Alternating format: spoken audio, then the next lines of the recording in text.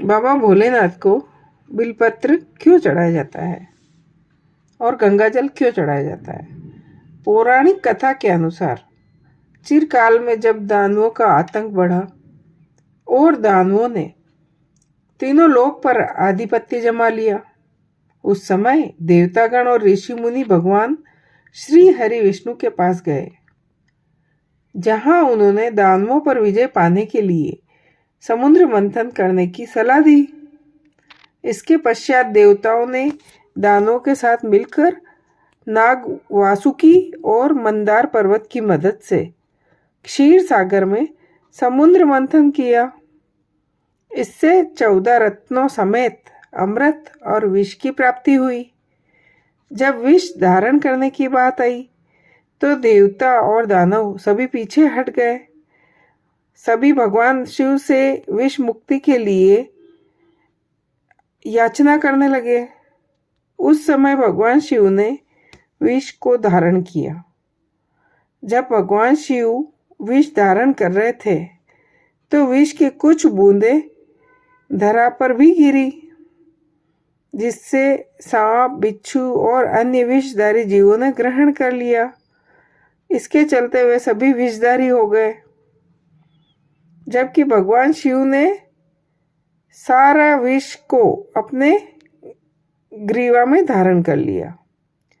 इसके बाद उनके कंठ में काफी जलन महसूस हुई, जिसके बाद देवी, देवता, दानव, दैत्य सभी लोग बाबा भोलेनाथ को गंगा जल में स्नान कराए, साथ ही बिलपत्र के भोग लगाए।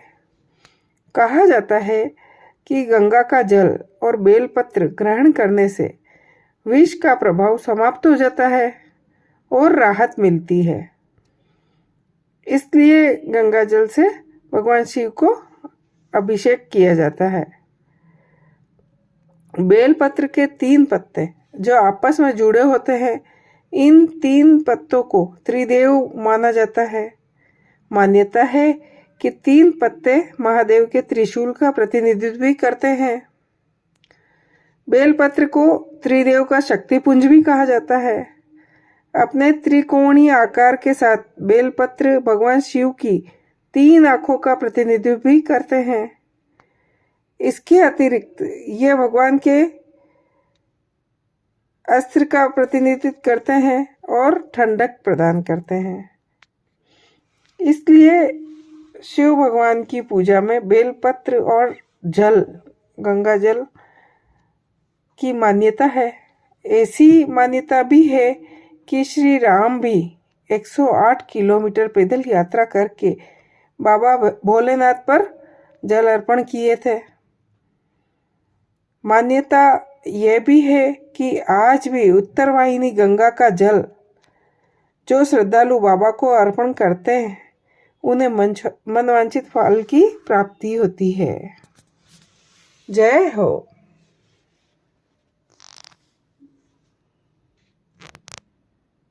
बाबा भोलेनाथ को बिलपत्र क्यों चढ़ाया जाता है और गंगाजल क्यों चढ़ाया जाता है?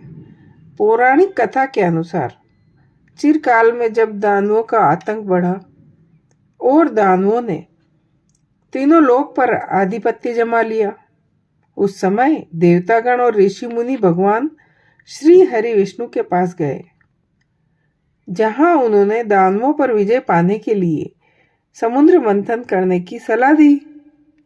इसके पश्चात देवताओं ने दानवों के साथ मिलकर नाग वासुकी और मंदार पर्वत की मदद से